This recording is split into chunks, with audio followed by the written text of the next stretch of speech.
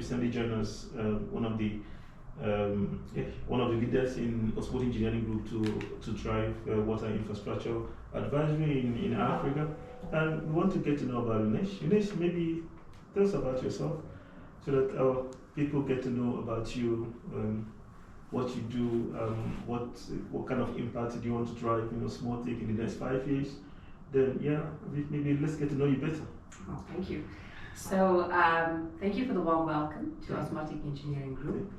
I always knew that the alignment was there because I'm passionate about water, and I know that Dr. Tony is equally passionate about water. So it made sense for us to use our collective knowledge and efforts and create something tangible for not only our country and the water and sanitation issues that we experience, but for our African counterparts and the opportunities that we see in terms of developing infrastructure, not only on the African continent, which we do have a center of focus on, but perhaps also expanding out of the continent as well.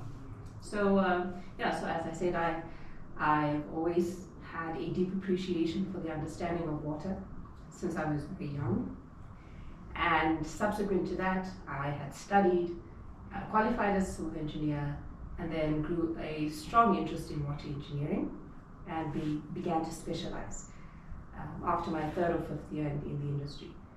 After specializing, I realized we've had some serious issues when it came to just basic sanitation and water delivery. So we needed to think a little bit out the box in terms of how we look at solutions to meet these problems.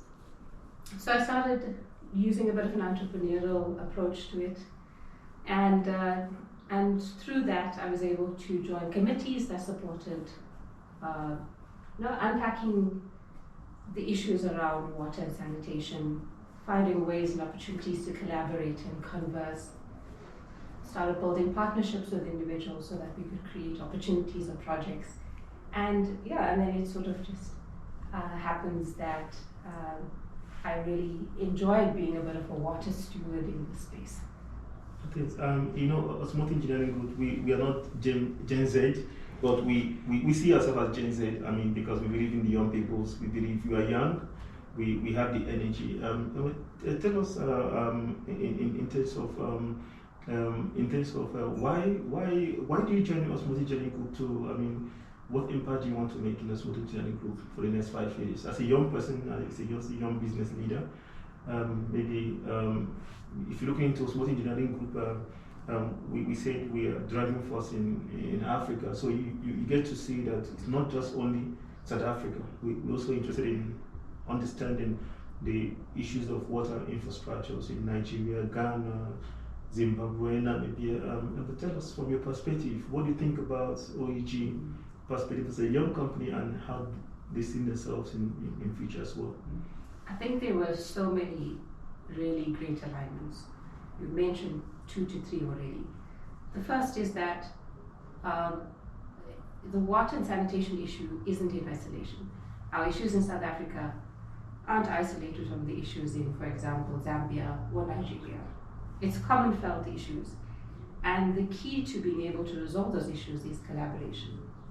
So joining OEG was creating that opportunity not only to be able to collaborate on these projects, to be able to speak to like-minded individuals, like-minded partnerships as well, and create a very substantial sort of progress into creating solutions for these. It's a world issue, water and sanitation. So the application is far-reaching. So that was one reason. And the second reason is there's a lot of inherited issues with the legacy infrastructure. And we see that in degradation and perhaps the way of not being able to integrate and upgrade as easily as we could if there was some sort of future-proofing in terms of the design. And I think as a millennial or a Gen Z, if you like, we tend to look at things in that lens, not just to construct it for 10, 20-year design life, but to be able to future-proof infrastructure so that if we have the next generations that inherit the infrastructure, they will have a concept or at least a way forward in terms of how they will improve, how they will expand, how they will integrate on that infrastructure. No, thank you, Lynesha. Let's talk about water security, water resilience, water resources management. I believe that that is your key area of interest in terms of looking into what can we do to secure water in Africa. I mean, there's a lot of water scarcity now. Talk about South Africa, 30% deficit in water by 2030 in various parts of Africa. The issue of climate change. Would you give us some thoughts about that as well? Yeah, so 2035, that is 5 to 10 years. It's not even a far stretch, it's an absolute reality. And with any sort of decision, we need to look at climate impact. We need to understand that we need to build with climate resilience in mind. And naturally, of course, climate and understanding climate and the impact of it on water and our water systems and how we store and how we manage usage. We're an expanding population. So all of these factors really bear a very intimate interlink. Climate resilience is very important to understand in terms of the water, energy, and food mixes. It impacts agriculture, it impacts how much of food we're able to produce for the population. That directly links to water. The amount of water that is utilized in agriculture is equally important. It also, agriculture actually takes a large quantity of water out of the entire water storage system.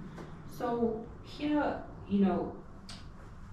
everything is so intimately linked that if we design and we implement with all of these components in mind, we're creating a holistic solution.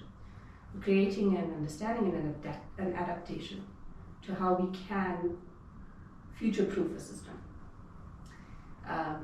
Linking also water to just basic needs, dignity of every person, the SDG goal 6.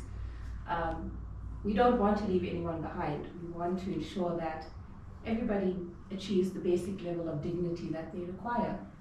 That sort of impacts the workforce. So the workforce in terms of, let's look at our continent.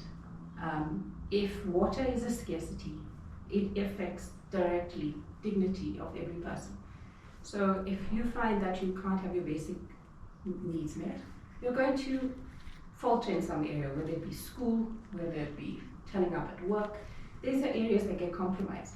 But if we can ensure that the gap is met, where you're given basic dignity requirements, you have a flourishing workforce, you have a flourishing schooling system, because people are coming through and showing up and representing those areas. Okay. Thanks, Lynesh, for joining us today on our podcast, and we're very happy to have you. Not just having you in our podcast, we're very happy to have you to join us, Smooth Engineering Group. We're looking forward to work with you and also to see the impact I can't wait to see the impact you're going to make in Africa, not just South Africa, Africa as a whole. Let's ensure that every child in Africa has access to water. But thank you very much. We appreciate. We will talk to you next time. Thank you for your time, Dr. Tony. Thank you very much. Thank you.